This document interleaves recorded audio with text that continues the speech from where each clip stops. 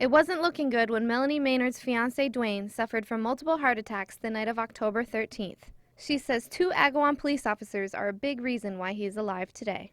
And all of a sudden I heard this awful noise. I can't describe it. It was the most horrendous noise in the world. All I know is I needed to call 911. Dwayne was suffering from the first of 5 heart attacks he would have that night. Melanie said she was shocked at how fast the officers got to her house. I say those 2 officers that arrived here first knew exactly what to do.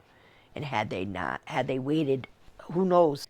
The officers, who she identified as Officer Lansky and Officer Jenkins, were able to stabilize Dwayne before EMTs brought him to the hospital.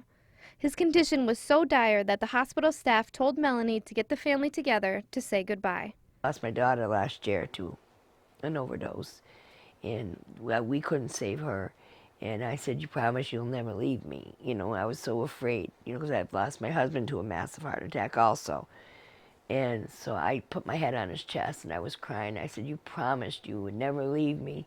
And then he squeezed my hand and went, "Wait a minute here."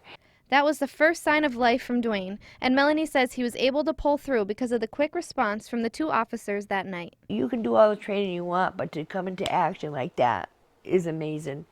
And I can't thank them enough because they saved me from another loss. I had so many losses within the last, sorry, but they did.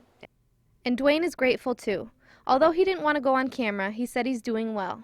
Everybody that reads this chart cannot believe that he is actually up and walking and doing the things he's doing. And although the 2 police officers would probably say they were just doing their job, Melanie says it was so much more.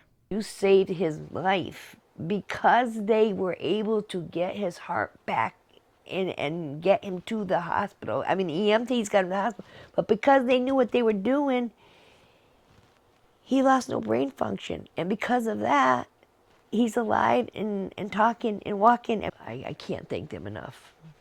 And like I said, he wants to thank them because he's around today. Monica Ritchie, 22 News.